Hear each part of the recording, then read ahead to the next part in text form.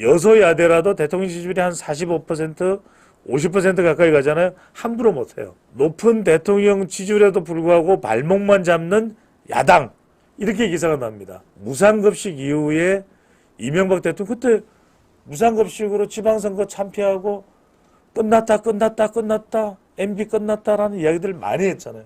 그런데 친서민 중도수령으로 일어납니다. 그것을 MB 때 해내요. 그러면서 대통령의 지지율이 임기 중반에 50%대 중반까지 올라갑니다.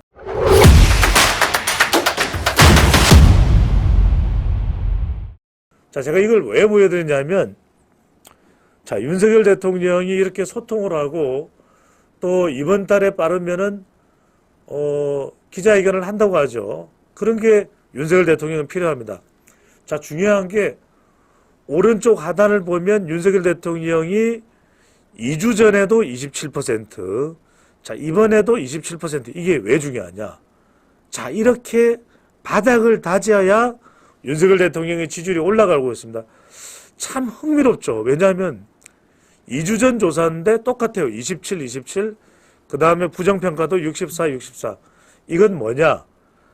바닥을 다졌다는 것은 그 다음 조사 결과에서는 올라간다라는 이야기예요. 적어도 27일이기 때문에 30%대로 MBS 여론조사가 올라갈 걸로 예상됩니다. 그렇기 때문에 31, 32, 33 이렇게 계속 올려가는 노력이 필요해요. 왜? 여러분들이 생각할 게 뭐 지지율이 뭐 중요해 라고 생각하실지 모르지만 지지율이 낮으면 당장 이것부터가 보도가 되잖아요. 지지율이 낮다, 레임덕이라고 하는 것은 마치 절뚝절뚝 거리는 오리처럼 국정이 마비된 것을 비유하는 거죠. 레임덕, 레임이 절뚝거리는 덕, 오리죠.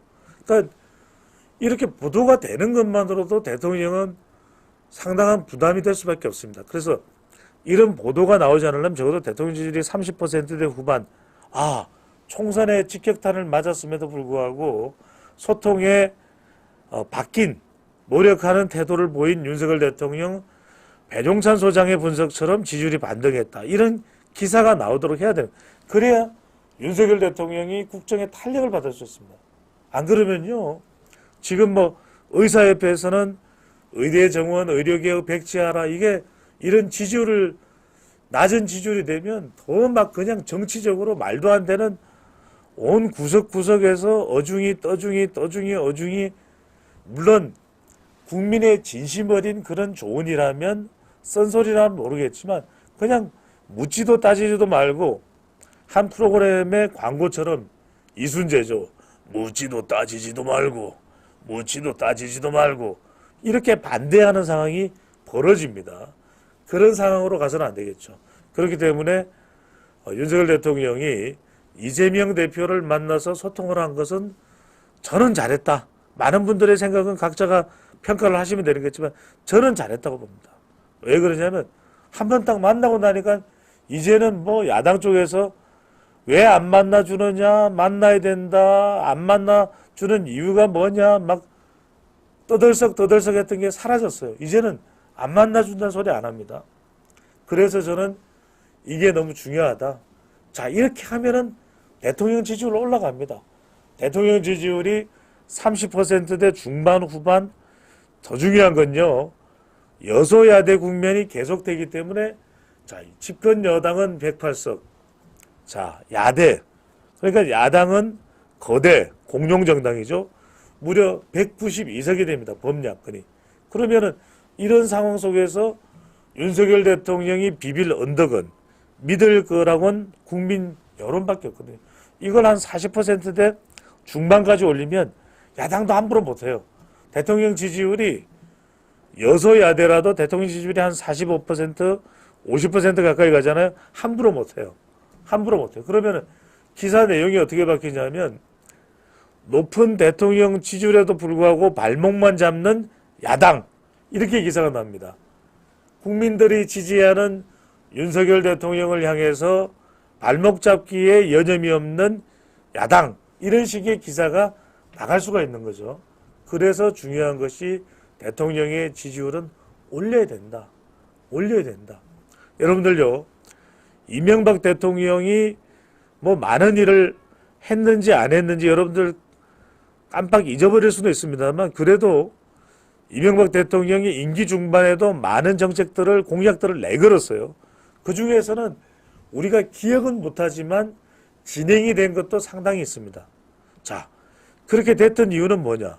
아니, 이명박 대통령도 여러분들 기억나시잖아요. 2010년에 지방선거 무상급식 때문에 힘들었어요.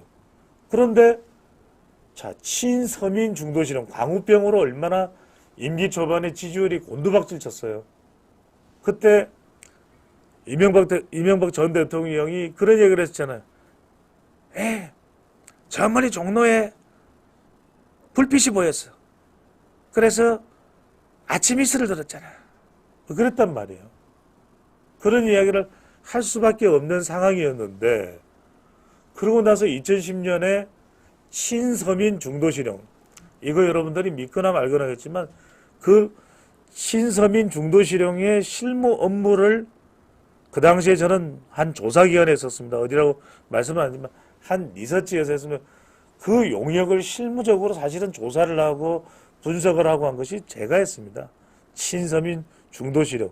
물론 그건 이제 용역을 받아서 하는 거지만 사실 그 토대와 뼈대와 그 기초 분석 그 연구는 이 배종찬 소장이 했던 거죠. 물론 제가 워낙 이 일을 좋아하니까 한 것이고요.